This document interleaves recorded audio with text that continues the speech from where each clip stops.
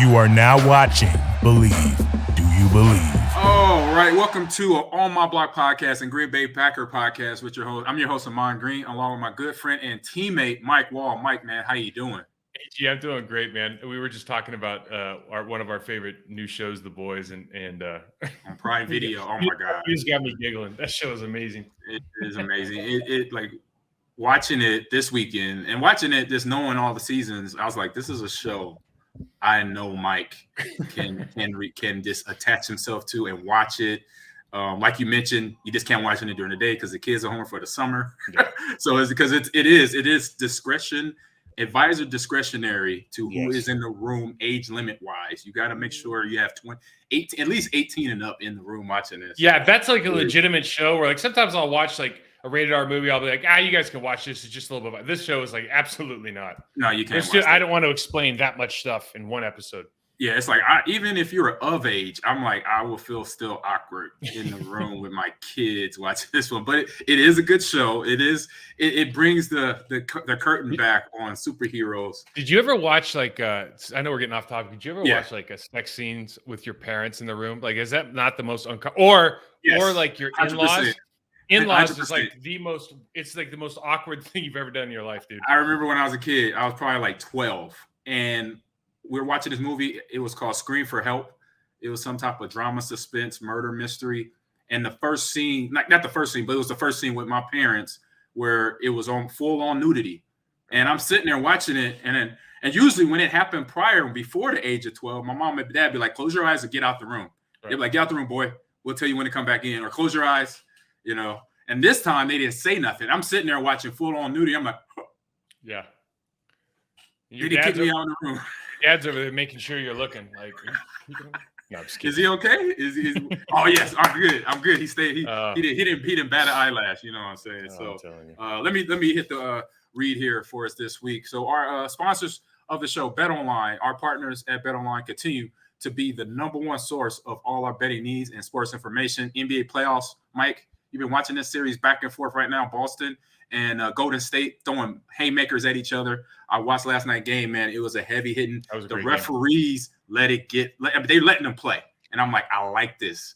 I like that. So with that being said, find all the latest sports developments, including updated odds on the NBA and NHL playoffs, Major League Baseball fights, and even next season's NFL futures. BetOnline is your continued source to all your sports wagering needs, including betting and your favorite Vegas casinos and poker games. So it's super easy to get started. So head over to the website or use your mobile phone device to join and use the promo code BLEAV to receive your 50% welcome bonus on your first deposit. So BetOnline, where the game starts, Mike. So very physical, but the referees are letting them go at it and play some. This is almost looking like 80s basketball to me. Like 80s. Early 90s basketball. I'm like, it's fun. It's fun to watch. It's a good series. It's going to be a good series. I've got some non-monetary bets on this series with a couple different guys. So hopefully I win because I bet everything for the Warriors. But I did see that Steph Curry and Tatum like flip-flopped on MVP favorites now. So Steph Curry's actually an underdog and Tatum's over even after last night. So it'll be interesting to see what happens there because I think generally now the Boston Celtics are considered the favorites because they won the first game. They split it in Golden State. So yeah, great series to watch, though. Great series to watch. I think that's going to go back and forth. Depends on how every team plays each other through the game right now. And first game, Boston came out, playing hard, playing solid. Their top four players, Tatum. The big 36-year-old veteran Jason Brown, Al Horford. Horford. They all had above 21, 15, 10. They were over double-digit points. This game, there were two of them below, double-digit points. I love that Steve Kerr said it against the Mavericks, and then Draymond said it after the game one, and they were basically saying, "Listen, we don't think that in a series." A team's going to stay that hot, right? And Steve Kerr said it against the Mavericks. He goes, "Hey, listen, if they drop, if they go, 8 for 12 and 3-pointers with all these different players that we don't think can make that many threes, then just tip your hat and we'll move on to the next game. Like they're not going to do it for 4 games." Right. And that's kind of what Draymond said after the first game. He started looking at the stat line. He's like, these guys were 15 to 20. They shot like 75% for 3-pointer. They're not going to ever do that again. Like they might do that once or twice a year. They're not going to do that, 4 times in one series. He goes, we're okay. Right. And the revert to the mean thing, that always happens. It's funny for athletes because we think like, oh man, we have that kind of game. Like we're never going to miss again. But then you watch, on the other side, you watch Clay, and Clay couldn't hit the ocean from the beach, man. Yet last night, it was awful. So he's not going to be that way for the entire series. So I feel a lot better after watching last night being a Golden State fan. Yeah, those talking about Klay Thompson, he's a guy, and he's players know in the NBA is going to be hit or miss some nights, and that was just last night was his night. It was his game. You saw him trying to get himself going, throwing up shots when he had the open shot, even when he was defended properly, he still was throwing it up. And I think if I'm a coach, I want my player that is a shooter to do that because you want him to at least not give up. You want to see him make an effort at doing that, just like on the football field. You want to make sure, okay, you're still going out there and making plays. He still plays solid defense, playing both sides of the ball. And Curry, he was that the whole game. And I say that was the big factor for them in that game there. So let's roll into this Packer news. And I'll talk more about this and get off my line because, it was a golf event. It really meant nothing. And we kind of talked about already. It was just a lot of trash talking, a lot of bad jokes between Aaron and Tom, Pat Mahomes and Josh Allen. So they win the coveted now, what is it, 4 years? It's been around 4 years now, 2 or 3 years, the match or something year like one that. For me, buddy. I don't know. I'm not paying any attention to right, this. Exactly. My point defined right there. So the match was won by Tom and Aaron.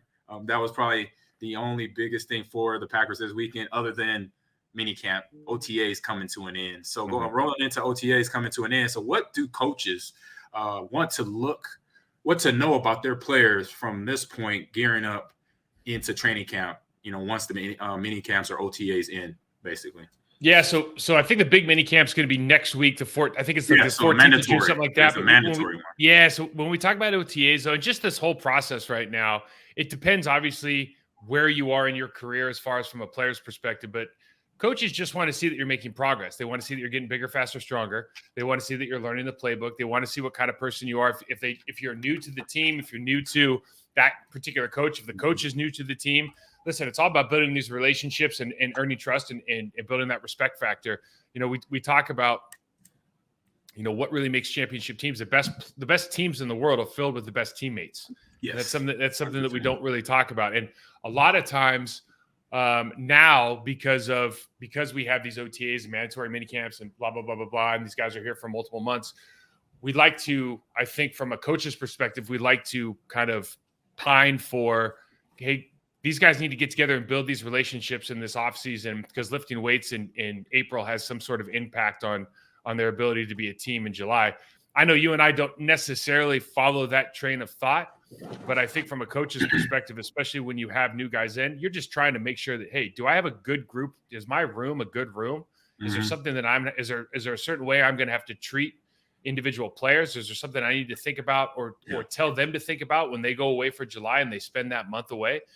AG, one of the weirdest things, and give me your perspective on this, is we still have a off-season platform where we work out April, May, June, take a month off, and then go into training camp. And if you kind of looked at like any kind of periodization model or any kind of athlete development model, you would never take 4 to 5 weeks off right before if things get serious, right? There'd always be like a ramp up period. And it seems like we still have it backwards. Now I know that we all value that time in July, but I think the fear factor for teams is that a lot of guys will come back out of shape. Correct. And looking into that last minute stretch, that 4 or 5 weeks, how I looked at it the same way you looked at it, that was more of a tune-up phase for me. So when I would come out of camp, I would obviously talk with my coaches in terms of running backs and then the head coach in terms of what they want out of me and what they saw out of me, where I can, get better or not, or just stay where I'm at and just keep it going on cruise control, whatever, in terms of my knowledge. And then physically, they could see, obviously what type of shape I was in, running sprints, running the ball down the field, whatever, catching the ball and that nature. So for every position, like you mentioned, every coach is going to say, hey, to each player in their room, this is what I like, this is what I don't like. Or, a good coach will let you honestly know that. I was going to say a good coach will do that because I'll be real honest with you. I didn't have a single coach do that for me until my exit interview, my last season in the National Football League. So for Seattle or Carolina? So that was in Seattle. I had Mike Solari, and at my exit interview, we kind of went over some stuff, and he handed me a DVD, he said, hey, these are the things I want you to work on next year. And I ended up not playing because of my shoulder. But just from the 7 games, he had put together some clips of things that, listen, this is the areas of opportunity that you need to work on. And I had never gotten that information before. I'd never gotten that feedback kind of going into a time where I was going to work on my own stuff. I had always had to kind of figure it out on my own or figure it out from guys around me. And so I really, really value that. So I hope that a lot of these Packer coaches are thinking about, okay, what can I give these guys as far as information to build on, whether it's film study, whether it's some sort of strength and mobility, whether it's technique, what can they build on right now? So they feel like when they're coming into training camp, man, I've fulfilled kind of everything. I've ticked all the boxes that I wanted, and I've ticked all the boxes that these coaches wanted, because that really helps build confidence. Exactly. Because for yourself, you know what you want. You know, you want to feel a certain way.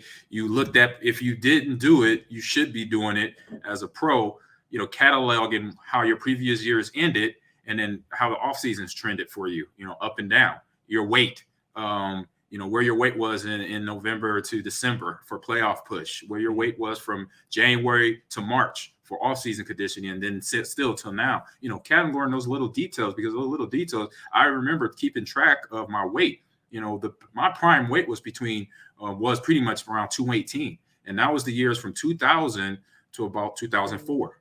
And if I got a little heavier I say more of the heavy side, obviously, and I say one in 2004, I kind of got a little bit heavy because I don't know if you remember, I had that I had a weird ankle injury where it was like if my ankle was inflaming, so I couldn't practice that much. So my weight had risen to around 222. I was still productive, but I knew, okay, that's not the weight I want to be. I want to be fine that way. So players got to understand that too from their side, but also listening to that coach. If like your coach in Seattle gave you that DVD, that's priceless.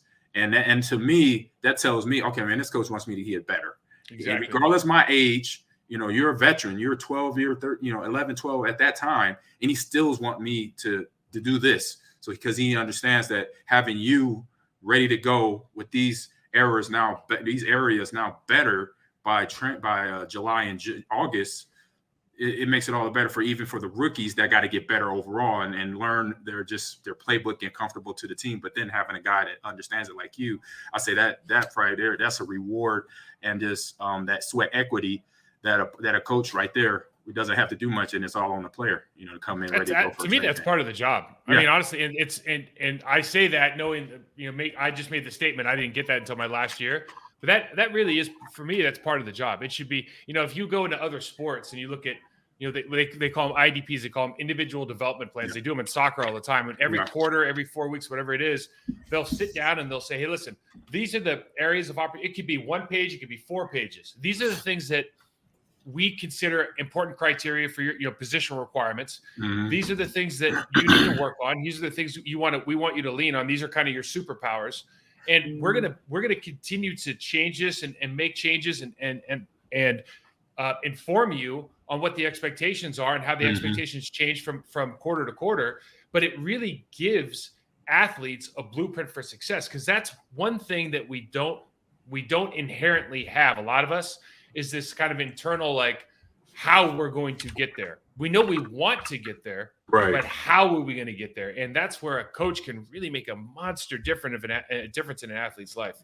Yeah, and because it lets the player know exactly what he needs to do to work on. He knows, like I mentioned, he already knows what he wants to do personally, but now he knows what, from a team standpoint, what the team wants him to look at to get ready for a training camp going into that later in the summer, basically. So going into that, so what, if you're able to see video or any highlights or anything about minicamp or training camp or minicamp for these players, so who do you think will be your breakout player for the Packers this upcoming season? That's a great question, man. I guess I'm being hopeful, and I don't take anything. You and I don't take anything away from OTAs. We won't take anything from mini camps. I mean, the guy looks good. It doesn't matter at all.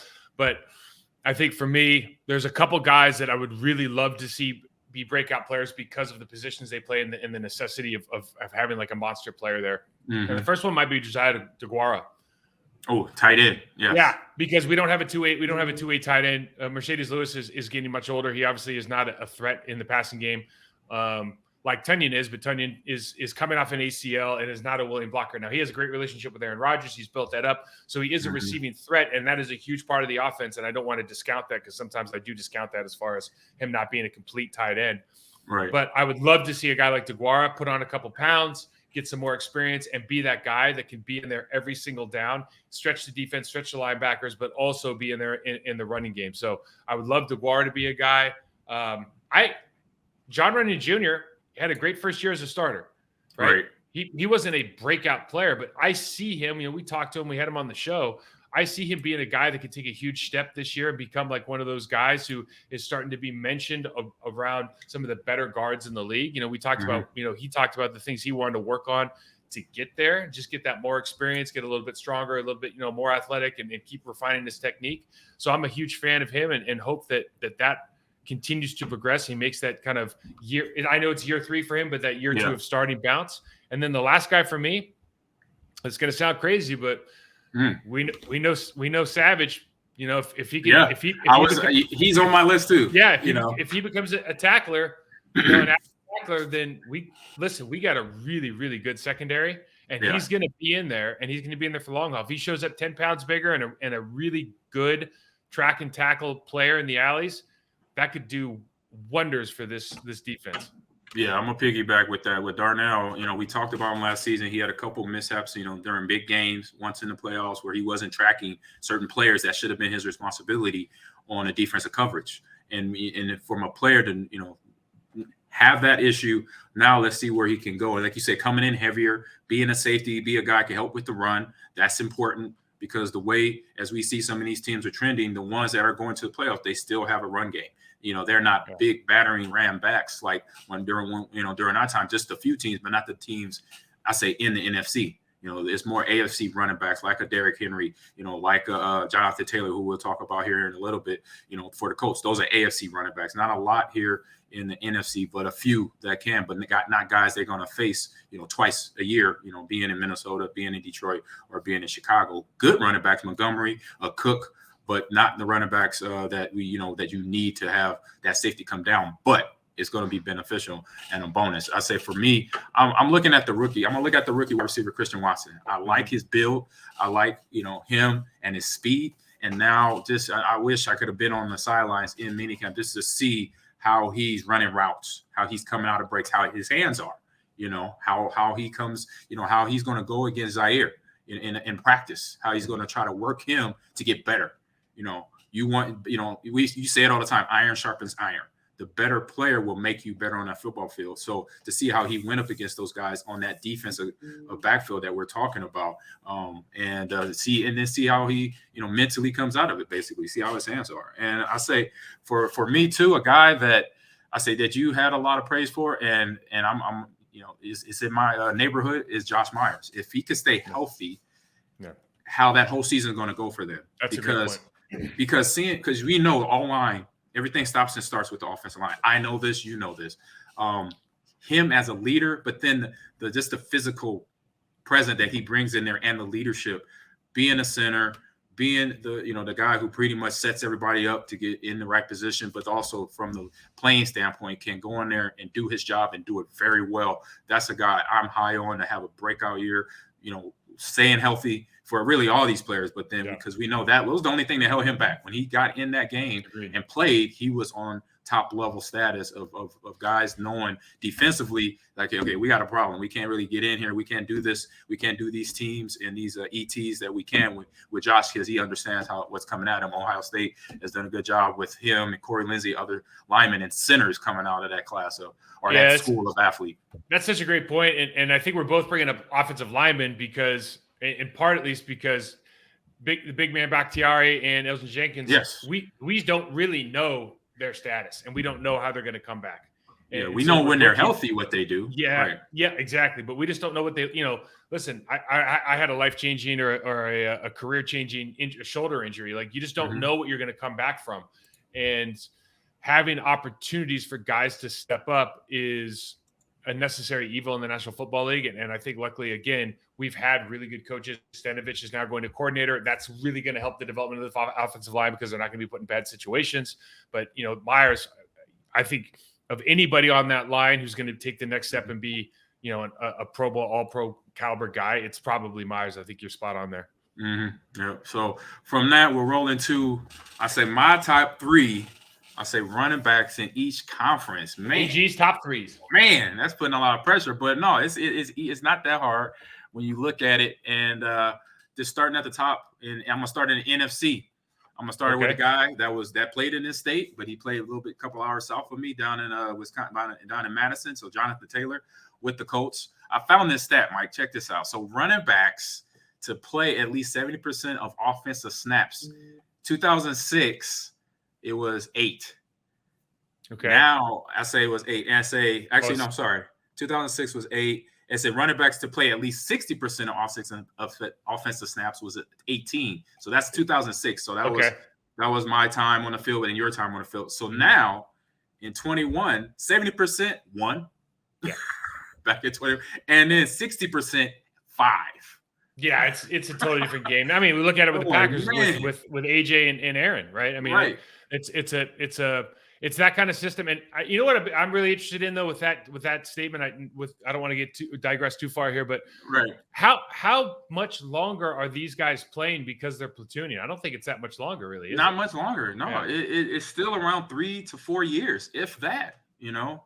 We look at guys like myself, Adrian Peterson, Frank Gore, who just retired, who you like, who I like. We both respected a lot for his time on the field, you know, playing through injuries, but then being effective.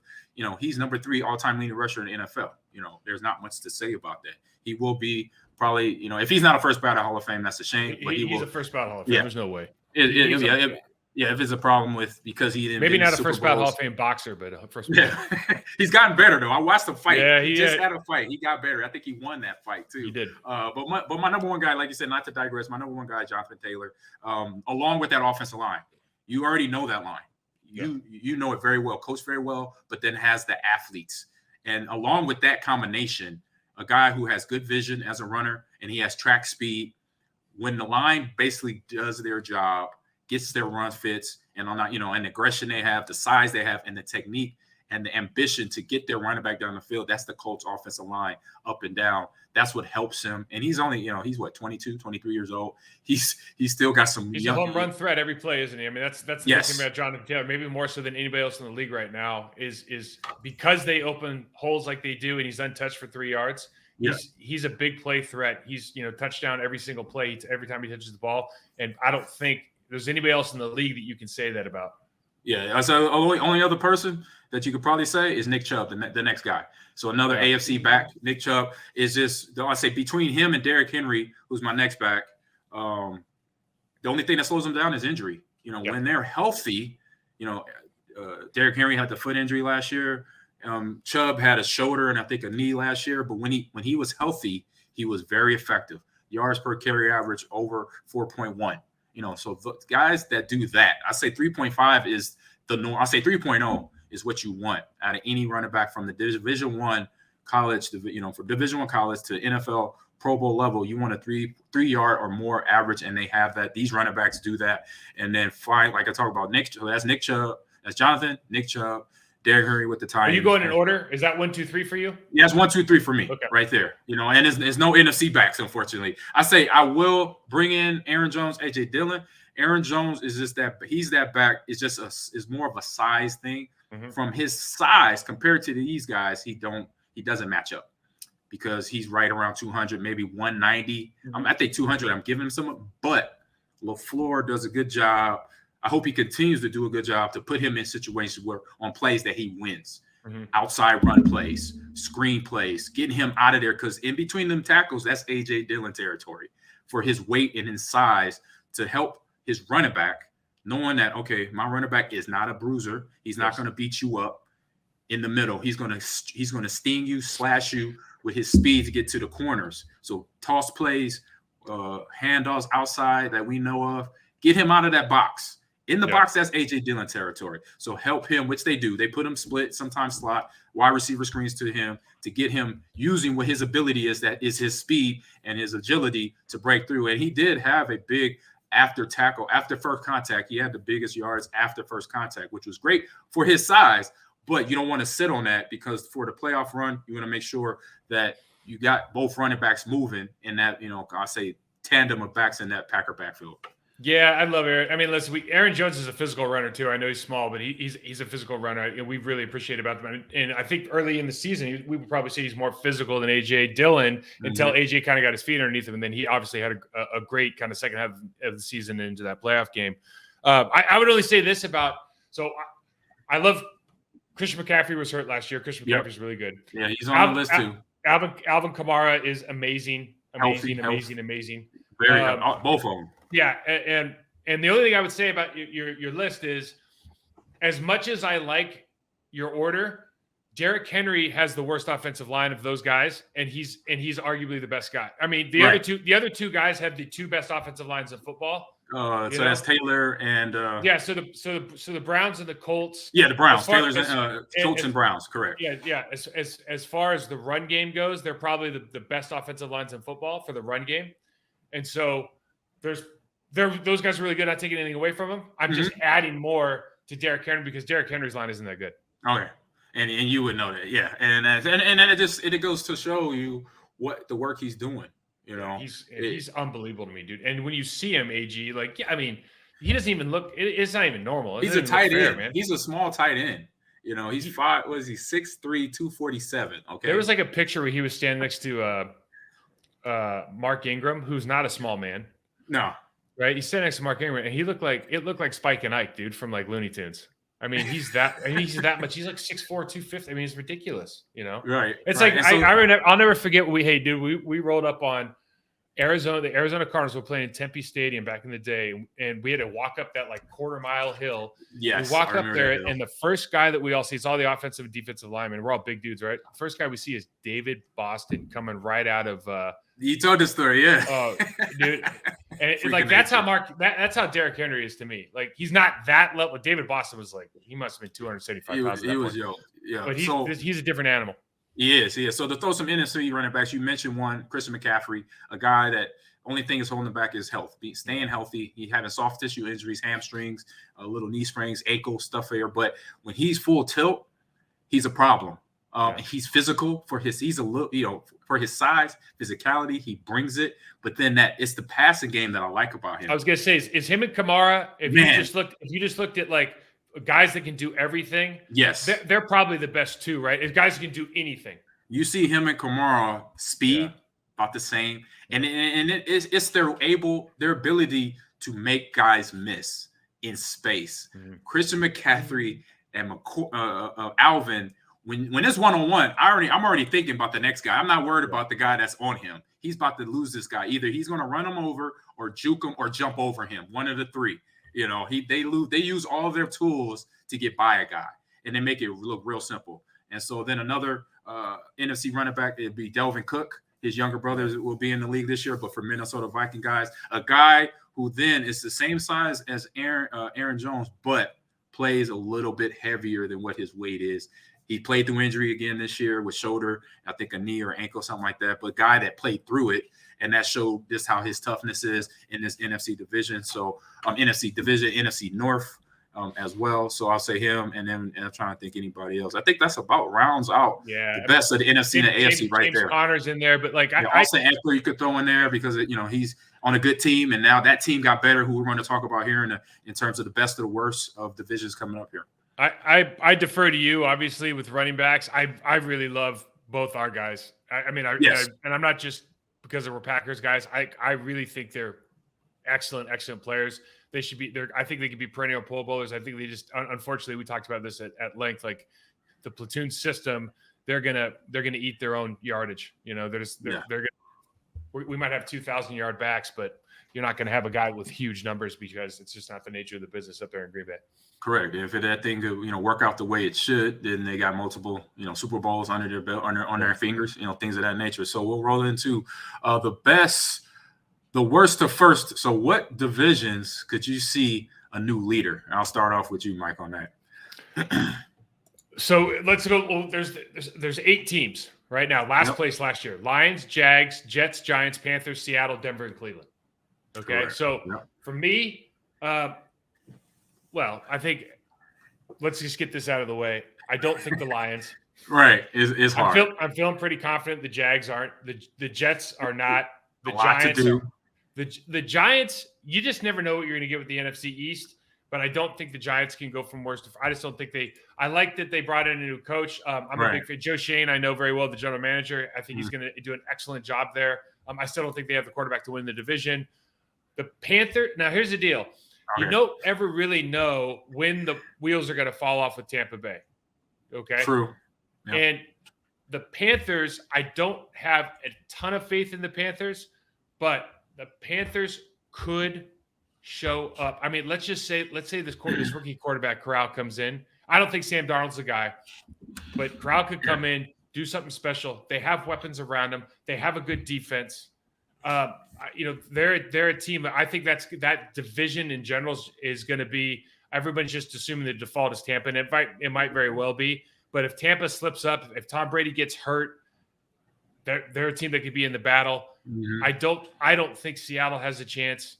I don't think Denver has a chance at all. I know that everyone's excited about Russell Wilson being there. I don't think he'd have a chance to win that division. Cleveland has a chance to win it if Deshaun Watson gets to play at all. True. They have a good team.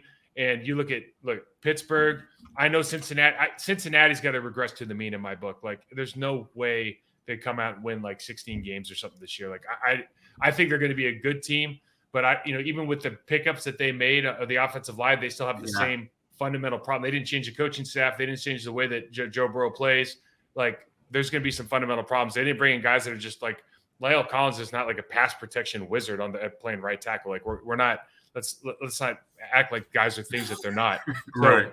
So I just think and the Ravens, look, they're just injured every year. So you just don't know what you're going to get in that division. That's going to be a lot of competition. They kind of eat their own lunches. So Cleveland could show up and play well as long as they get Deshaun Watson for any length of time, which, boy, some of the stories that came out last week, man, you just have no idea what's going to happen there. No, banking on Cleveland, like you said, staying healthy, and then Deshaun Watson playing, and that is something that we'll know before training camp, and that decision there will then kind of lay the groundwork on how their season is going to go, into training camp. Denver, again, for me, it's going to be, you want to see them win because they got a good player in Russell Wilson. They got some tools. They got the kid Noah Fant, tight end, and they got a run game with Williams. So Noah Fant went to Seattle. Yeah. That's right. That's right. They traded him. That was one of those deals where you're like, dude, you just traded away. I mean, like, right. You know what? Yeah, I did. You got some other guys, and I blanked on that, but still, it's still an interesting part. Seattle too. They got not the quarterback level there. Defensively, they lost Wagner too, so it's a lot of open spots there for leadership to get replaced. But also, playing in that division is still a tough division, the NFC West. And now they're looking at potentially being at the bottom of that division. And again, with Panthers, I agree with you. Darnold is more of a Band-Aid instead of the actual solution to a problem there at the quarterback position. Jags and Lions, again, just a disarray of rebuilding, starting over, rebuilding, and really don't even know who is the foreman right now. We got because there's been so many rebuilding processes. We got to root for the Jags because of Doug. Doug's down the run in the show. Yeah, Doug Jags, Peterson. And he did a great job in Philly. That just seems and Shad Khan actually seems like a great owner. I don't know he sounds like a good businnesman. Correct. Yeah, and then every step you're like, you guys screwed up again. Like, how do you guys keep screwing up? You seem like a good dude. We're rooting for Doug, but that historically that just seems like a really tough job. Yeah. You see with the Jags, or I say with any team that has been where they almost reset too soon, that reset is now another 2 years out. Yeah, because when you get a new coaching staff, that year is pretty much a wash unless something special happens. Where they have, you go back to when we were in college, first year of the Carolina Panthers. What happens? They go to an NFC Championship game. They come up here, they can't, and lose to the Packers. But that was year one. But they had a lot of good veterans on that team, so that's an occasional thing that happens. So. It's not like when Bruce Arians walks into Tampa Bay. Correct. It's and that's the modern day version of that. They actually walk in, they get Tom, they get Grunk. They already had the pieces in place for defense. Everybody on that defense was a Pro Bowler, was an All Pro. So now it's like this. Now we got the offense together. I knew then. This is before we started our show. I knew then that first year I was like, I called them going to the playoffs. Super Bowl, that was still, a far bit off. But playoffs, 100%. You got a guy coming in. He already won 6 Super Bowls. Perennial Pro Bowler, as we know, Hall of Famer, is about to get paid. He's already got a job lined up for him that's going to get him paid more than he played when he was on the football field getting beat up. Now just talking in the mic, he's going to be making more. So it just shows you that right there walking in, like you said, for Bruce Arians to come in that's rarely going to happen. So for the Lions and Jags, that's been a continual reset over the last, I say 20 years. Do you think the Jags are last place in the NFC North again? Unfortunately, yes. I believe so. Just because it's just the resets. It's just too much. The culture has not been able to get developed, a winning culture. They keep talking about DC. Like, I like Dan. Like, I know Dan. I like Dan. And right. I'm sure guys are playing for him. I'm sure guys love him. Like, you talking about Detroit? Yeah, he's a lovable guy. Yeah. Talking about Dan. I don't know if that translates to wins. Quite frankly. Yeah, I just don't know if it translates to wins. And listen, we want to see coaches, former players who are coaches, do well, right? But you have to be in the right situation. You have to be the right guy, and you have to surround yourself with the right people. Like, he's got a largely a player-led staff. So I'm rooting for him, but they just don't look good on paper at all. Right. It'll come around one day. So headed into trench warfare. So Mike, what you talking about here in the trench, man? Yeah, so the Warriors have a death lineup. We talked about the Golden State Warriors playoff. Explain death lineup to me. So the Warriors have a death lineup that they were talking about during the season where, listen, if they had Draymond, Clay, Steph, Poole, and Wiggins on the court at the same time, they called it the death lineup. And it was like they were plus 1 million points on everybody else when they played them. So the better roster, basically. Yeah, so it's basically like you might not be able to sustain that lineup forever because of their size and everything. But I just started thinking about, like, on the offensive defensive side of the ball, what's our death lineup up front for Green Bay on defense? And then we can talk about offensive personnel as well. But for like the defensive side last year, it was kind of obvious. It never came to fruition because Z got hurt. Yep. But it was like Kenny Clark, Preston Smith, Z, and Rashad Gary. That's a death lineup, right? Like, you have nowhere to hide if you got those 4 guys in the lineup. Right now, it's a tough call for me. I don't know if you have any thoughts on that, but before I get into it, but it's no, 100%. It is a tough call. Like last year, I knew before the season start. I agree. Zadarius, Preston. You got Rashard Gary. We're hoping to have a good season, which he did. He showed up. Zaire Alexander on the back end, along with Savage in the defensive backfield. And then Campbell wakes up. Devontae Campbell. Trying to think, and then Kenny Clark in the D line. So you had those guys in place, but you saw, then Z's out with the back most of the year. Zaire's out for most of the year with I think a hammy or a knee, something like that. So yeah, it's just question marks. Is it there? Yes. So that lineup is there. It just hopefully they can stay healthy. And same with the offensive line with Buck being back, Josh Maris, like I mentioned already, him staying healthy. Then that offensive line, we have those 2 guys in place. It makes them tough up front. Yeah, our offensive line, if we're healthy, we're going to be really good. I think defensively, the question you have to ask is, if we're just talking about 4 guys, then is Wyatt going to beat NFL guards year 1? And I say probably not.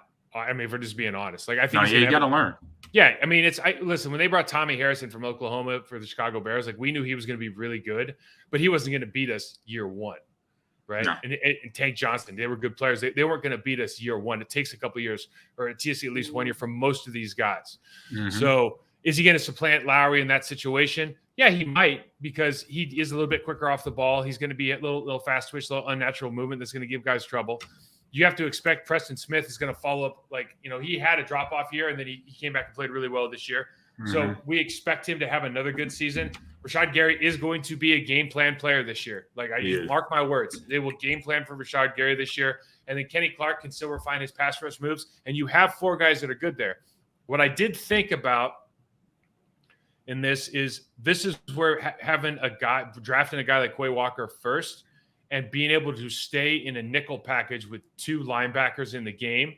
And now use Quay Walker as a guy who can travel, a guy that can, play zone in the has slot, range. Yeah, and he has has a little more range. And now we can actually keep Devondre Campbell in and use him as that pick player, because look, he's a good sized linebacker, right? Like, he's going to give running backs, tight ends, he's going to give them problems, and we can use him as a pick player in like a tackle end game. In those 3-man kind of games, he's not going to beat somebody one-on-one. He's not a Micah Parsons, but he is a guy that is capable of kind of getting into the gaps and creating a little bit of havoc. So that is maybe where a guy like Quay Walker, we see that real value, is being able to stay in a nickel package, maybe instead of going to a dime. Yeah, Quay Walker 6'4", 240, but he's more of a slim build and has that speed element, so he could kind of be like that rover back that we had back during our time, a guy that we knew he could help stop the run, but he could also, like you said, take that slot receiver. And usually those slot receiver builds, are you talking about a Wes Walker side, a Randall Cobb at his prime size that is going to be running around, disrupting the middle, trying to, outbeat linebackers in the middle. That'll be a guy who could keep up with them. And in the division, in terms of the North, it's going to be a few like Minnesota. They got KJ Osborne. They have Phelan that are doing their things up in the middle. But then for the conference wise, you got the Cowboys, you got the Rams, you got those teams that got those receivers that can cause problems. And Woods will be back for the Rams. I don't know I can't remember if the Rams are on the schedule for the Packers this year, but in that conference though, that's a playoff first division, right? That's a playoff talk and set up to get ready for it. But having Quay Walker ready in his development during that time, during the time that training camp starts to then the regular season and playoffs. So it is definitely, that's a lot a good of package. What do you think about from a personnel package now? Let's talk about, is there a depth package that you would have offensively, right? So for me, it's like there's not even a 4 receiver set that I really even am excited about right now. Yeah, that doesn't mean they're not going to be good, but you just kind of think about, okay, where are we going to apply pressure? And this is going to sound weird, but I think Christian Watson, you pencil in because he takes the top off the defense, right? He runs a 4.36. He's 6'5". Lazard is just coming into his own. You pencil him in. Now, if Tunyon's healthy, he's got a great rapport with Aaron Rodgers. A great 100%. Right? So you pencil him in, but with the caveat, like, I don't want you near the tackle. I want you to line up in a 2-point stance. You can be hipped off. I want you out. We're using you to press the defense, right? Yeah, we're not using the block, right? Basically. So here's where I'm gonna kind of go off on a divergent path here. Okay. I would love to see A.J. Dillon in the backfield and Aaron Jones playing that motion, Deebo Samuel, toss sweep, jet sweep, swing passes with the dive, right? Screen guy. I would love to see that package, because now you've got 2 receivers, you've got a tight end and a running back in the slot. You can identify coverages with motion, and you can take advantage of what Aaron Jones does best, which is run hard into space. Exactly. So you said you got Aaron Jones, A.J. Dillon on the field at the same time, Christian Watson, and then Tunyon. So that's your Tunyon and Lazard. And then O-line, who you got? So offensive line, listen, Bakhtiari, JRJ, Myers. Now listen, this Sean Ryan kid, like, the more I think about it, he's got the build right now to play. Yeah, he has great size. He has good size. Yeah, he's got the build to play. So it's either going to be him or Royce. And then when Jenkins comes back, I think Jenkins goes to right tackle. Yeah, he has a size 6'5", 310. Yeah, I think Jenkins plays right tackle. Since they got rid of Billy, it just makes too much sense to keep John Rennie Jr. at left guard. I think he's just going to continue to develop. I like that, and I'll tell you why. I like that because not only can you run, smash and grab, basically, you could, 3 yards in a cloud of dust up the middle. You got AJ Dillon, and you have Aaron Jones to let them know, like, okay, what's going on there? Is this run pass, or is this run speed run, or is this run, we about to punch you in the mouth run with AJ Dillon? And that can happen. But then also with Tunyon, with Christian Watson, it's like, okay, you got to be, we're going to keep you honest defense. You can't put 8 or 9 in the box, because if you got those guys 8 or 9 box, we got whatever number he's going to wear for the regular season. If it's going to be number 1 or whatever, Watson, he's going to take the top off. And then now you got maybe one guy on your defense that could keep up with him. And he's physical. So after he catches the ball, he's not going to just, go down with a one-arm tackle. He's going to beat you up. So that is where I like it, because you got an offensive personnel that makes the defense they're facing be like, oh crap, now how are we going to stop this? What personnel is the defense going to work, right? Exactly. And are you going to get a 5-man box every play for the AJ? You can't do that. 6-man box, right? Dude, if you had a 6-man box every play, you would average 6 yards a carry. Exactly. You know what I mean? Like this, I think that presents all kinds of problems. It's just a question of how many actual things can we do with Aaron Jones in that package. Exactly. And it brings to me my memory back to my first season in Green Bay where Mike Sherman put in a package with me and Dorsey in the backfield. Mm-hmm. And we're in green set or a red set, red right, red left, mm-hmm. in tandem backs. And I remember looking over the defense. We're playing in Arizona, my first year in 2000, and Nick Fredrickson, linebacker for the Cardinals at that time. I looked dead in his eyes, and his eyes go from like this. He goes, yeah, they don't know what to call. He's like, he sees Dorsey, he sees 30. He's like, there's 2 running backs. Hold up, timeout. But it was no timeout. Ball got snapped, boom, boom. I run the Texas route. Dorsey runs to the flat, and they're just totally scatterbrained because they're like, wait a minute, these are 2 backs. This could be a power run. This could be a screen to either one. Where do we go from? And that's the problem that an offensive coordinator or players of that personnel package can cause problems throughout the season. And then if people stay healthy, then that's just one extra playbook of plays that you have. You know what? We're going to go to this. You're basically dictating if they stay in and that's 21 personnel. If you're going to stay in base personnel, Aaron Jones is going to eat up your linebacker. So you're going to have to be in zone all day. So you basically know what you're going to get every single snap, right? Yeah. And when I start thinking about it, like that's what I would love about that particular personnel package. We'll call that the death package. Hopefully we see it. Oh man, we see that. Then we already know what's coming at the guys in NFC North and any teams on their schedule coming up. So we're gonna get off our lawn. So look, who's on your line this week? You got somebody's girlfriend that did something crazy. I know the movie. Have you seen the movie All Pass? Okay, so I haven't seen the movie. This was an actual. Movie out. Please watch the movie. This is with Owen Wilson. I have seen the movie. Yeah. Okay. Yeah, great movie. Yeah. Hilarious. So this people have probably seen this already, but if you haven't, I haven't seen. I don't even know how to Google this, but there was an interview done over the last week, and this guy's walking around and he says to this couple that are just boyfriend girlfriend in their 20s probably, and he goes, if you could have a hall pass, do you guys know what a hall pass is? And they both go, yeah. Do you guys have that? No. Okay, well, if you could have a hall pass with anybody in the world, who would it be? And there, most people say celebrities and whatnot, and they go, anybody? And the girl goes, I can have a hall pass with anyone?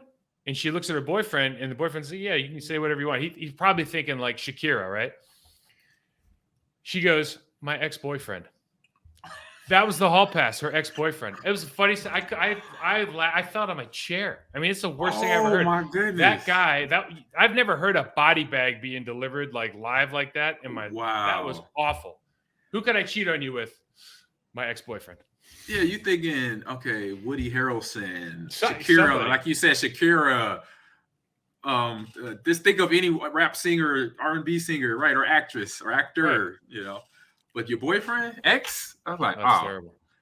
That's like my question is, y'all been talking? Like, what's the dude? What the frick? Speaking of Shakira, I didn't put him on Get Off My Lawn, but Gerard Piqué is the center defender for Barcelona. He's been a great player there for years and years and years. He's been living in an apartment in Barcelona apparently because he cheated on his wife of 14 years or whatever and mother of his 2 children, Shakira. Who the hell cheats on Shakira? Like my brain could not my kids' brains, they're young. They couldn't even fathom the idea. My son, my 13-year-old's like, how do you cheat on Shakira? And I go, I'm speechless. I have no idea. She looks great. How many kids you said? I think she has 2 kids. I think she looks great. Yeah, what's the problem? It's Shakira. I mean, there's certain things. My wife's like, oh my God, what is she? If I was Shakira, and I'm not Shakira, the only thing that she could do to get back with the guy, though, seriously, is she should go to the Real Madrid team and sleep with the entire locker room. That's all I'm saying. There you go. Hey, that'll definitely, that's a hit back there. That's a clap back, as the kids say. That's a clap back today. Oh my God, that is crazy wildness. And so, what's your next one on this list, sir? Okay, this is a little more serious, right? Okay, I read this one. So, if you read this, so there's last week, the state of Ohio, there's a transgender sports bill. Okay. And here's there's a couple of things that really bother me about this. Because there's a whole transgender debate about where, like, can transgender women, men play girl sports? And I have some thoughts on that. I don't know if I agree with it or whatever, but this was snuck into they tried to sneak this amendment into a bill designed to modify teacher residency. Okay. There was a teacher residency motion bill that was presented, and the last minute they snuck in this amendment that is completely unrelated. And it was focused on if you're 9 years old, if you're 12 years old, if you're 15-year-old female, you're playing women's sports and you are beating the brakes off of everybody else, you have a strong jawline, you're just better than an angry parent can go up and say, I think that's a transgender athlete, and they have to get a medical examination from their doctor, which is invasive as hell if you read the details. Right. In order to prove that they deserve to play there.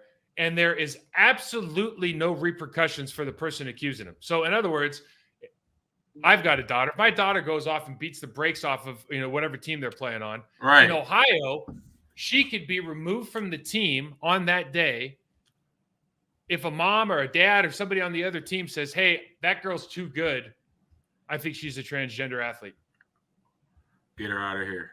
And the thing that's humiliation with a physical. Oh, think about the humiliation. But here's the thing. We just talked last week about gun laws. Correct. We did. Okay. Yep. This is why we can't get anything done in this country, because this amendment was put in the last minute on a bill designed to talk about a teacher residency program. Okay. Completely unrelated. And this is what happens in our government, right? Oh, let's just slide in something that is going to be absolutely the talk of the town into something that's completely unrelated. And we'll just try to slip it in and get the vote in, right? Yeah. Grease a couple pockets and call it a day. It's just, we have to make, this is exactly why we have a gun issue problem. I mean, all the, 100%. Everything we deal with, this is why we have issues. This is underhanded. Underhanded. This is basically saying, this is unfair, so I want to change it right now. It's like, no, it doesn't work out that way. It's a game. But this game is obviously, when you look at the whole scope of things, to just kind of sneak in with the change of the rule last minute because your team is not winning or your son or daughter, you can't. That's not a serious reason. It's worse than like California is a direct democracy, which is basically kind of what you're saying is like, oh, I don't I like blueberry cake. So I'm going to make a motion to pass blueberry cake on Tuesday. And on Thursday, I decided I don't like it. So now I'm going to put a bill to take it off. That's what California does. This is even, first of all, the whole kind of debate that a parent can go and complain about a kid. I think that's disgusting. Yeah, it is. Let your kids play. So there's that part of it. But I think that's a larger debate because you just kind of see the other side. Like AG, if you all of a sudden, if you were 14 years old and all of a sudden decided that you wanted to play women's sports, like that's not fair to a 14-year-old girl. It is what it is, right? Like you're built differently. But that's a different conversation. But my point is, like, if you slide that into a bill that's unrelated, like that, there's got to be. How can we vote that out of legislation? How do we legislate that out of what our lawmakers are allowed to do? It just bothers the hell out of me. It's a Trojan horse because it's like you said. Exactly. It's a Trojan horse because it's for teacher. It's a teacher guideline, but you're sliding that in to protect a certain area just because you felt this way at that moment or you saw something. No, and I 100% agree with you. That's the problem with the world because everybody just feel, oh, I'm just gonna complain just because it hurt me or it bothers me, instead of be like, wait a minute, is this something that's really a necessity or this is more of is this a need or a want? And we know that conversation. There's needs and wants.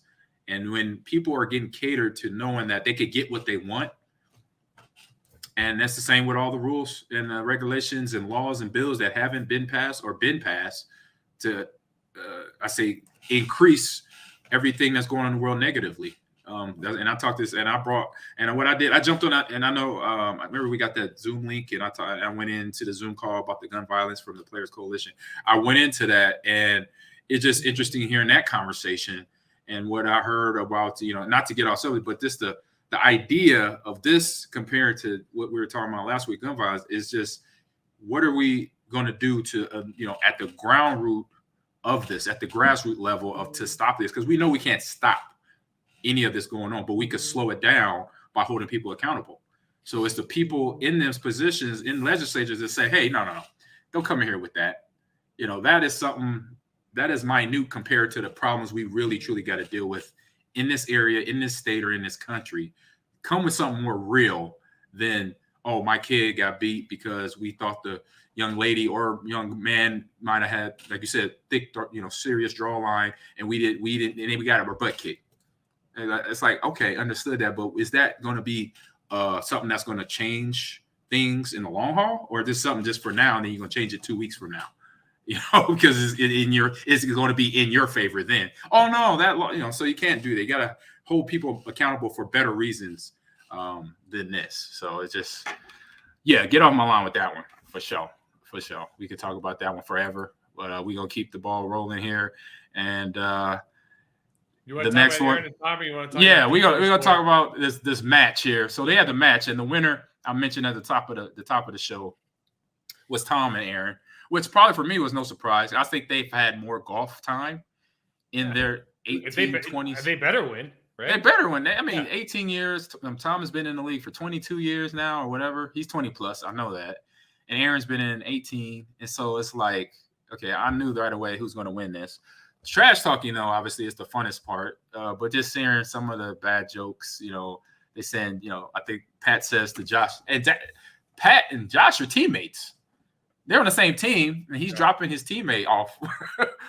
He's going to say to Josh, hey, Josh is, he's afraid of a coin toss and vegetables. I'm like, dang, that's cold. And that's your teammate.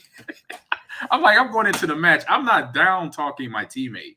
I want to make sure he knows we on the same level and we about to beat these dudes' butt. It's like, come on.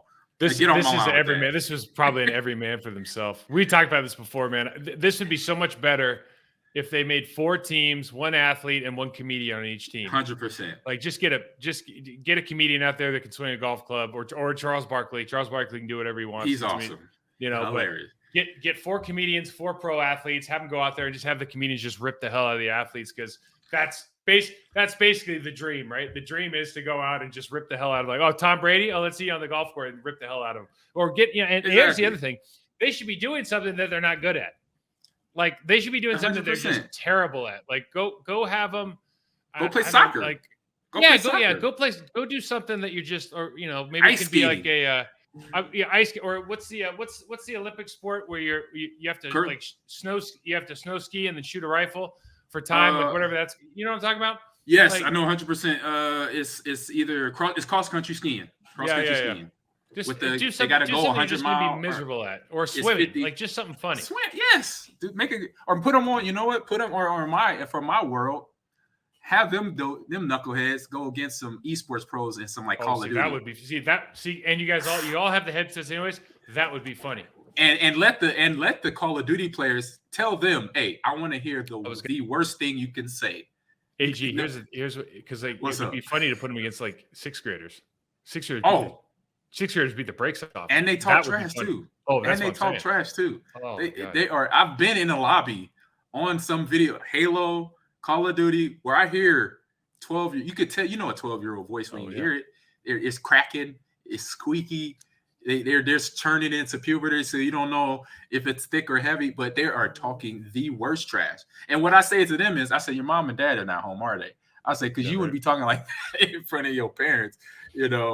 I'm just like, I knew with the match, I knew one thing. I was like, I'm not watching this, which I didn't.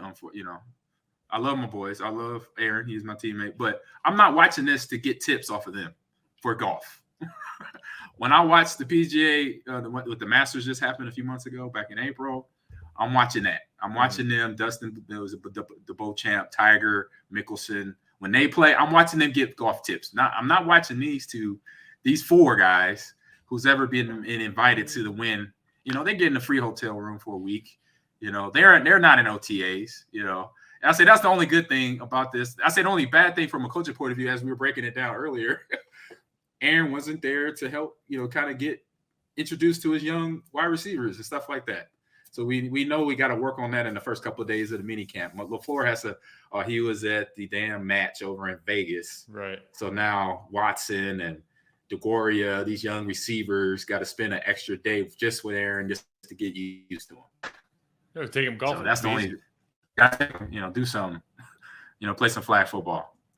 So the last one we have here is when we talked about like Cleveland, if Deshaun Watson, depending on what his suspension is, right? And I don't know if there's any precedence for it. And I know that the guy who was into the rough sex in baseball got 2 years, but I don't think it's going to be like that. Yeah, from the Dodgers, right? Was that Dodgers? Yeah, but listen, I think it's Busby, Tony Busby, his attorney.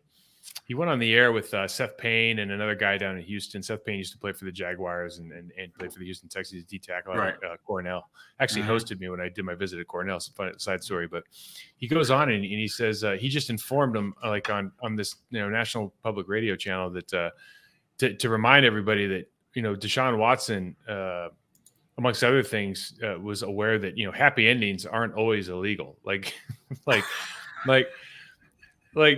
this just goes back to this whole thing. It's like the Amber Heard Johnny Depp trial. Yeah, and everybody, people are hurt from this. Like I'm sure, it's always hard. Every time you make a joke, you're minimizing somebody, right? But unfortunately, it is funny that you can argue that there's a lot of people in this specific case that are just looking for their 15 minutes of fame, and the lawyers are probably at the top of the list. 100%. Right? I agree. When your lawyer comes out and starts just not that he's wrong or right, but it's like those words probably, if I'm the lawyer, are not coming out of my mouth. No, you know what I mean? Like I can't imagine the reaction of like the Deshaun, Deshaun, the guys who are hosting the radio show, or like the opposing attorney when he hears that. Like my eyes would light up and just like you can't help but giggle. Like well, shit, man. Like, I had no idea. Thanks for helping me out on that little tidbit of information. I didn't know that was the problem. I'm like, if I'm in Deshaun's shoes, I'm like, bro, what you just say? Like, come on, Eric, show over. Like, come here. We need to talk. Right. Please, you help me out. How much am I paying you an hour to be on this show? By the way, I just paid you $1,000 to go on that ESPN radio show. That's probably a 30-minute worth. And you probably just sunk the ship right there on that one-liner right there. Like, come on. Yeah, get off my lawn with that. Lawyer, that is ridiculous there. So we wrap up our show. We're at the end of the show there. So Mike, man, thanks for jumping in. I hope everyone enjoyed us. Give us the feedback. Give us the information we need. You could download us at anywhere you download your podcast at, is what iHeart, Spotify, Pandora, Apple Podcasts, all that fun stuff. Give us that feedback. We need it to get better. And on social, you can find me at Ahman Green 30, all one word, on Twitter and Instagram. Mike, you let people know where you can find you. Is at the bottom of the screen too, as well. Yeah, Mike Wells 68 on Twitter, Process to Perform on Instagram. AG, we're going to drop this on the Believe Sports YouTube channel as well. So if you guys want to check out the video on this show this week, we'll be on their YouTube as well. There you go. So it'll be video. You can see the video, right? That means you can see this. Yes. Yeah. Nice. Yeah, money. You want to talk about making your money, AG? Look at that. That is what we need to do. And I've been hearing the migration from Twitch to YouTube has been happening. So it's interesting. So yeah, we're on YouTube. Good. Find us. That is good. With a lot of Believe shows that are on there. And we'll be back next week. Same back channel, same back time. All right, Mike. Good talking to you as usual, and see you next week.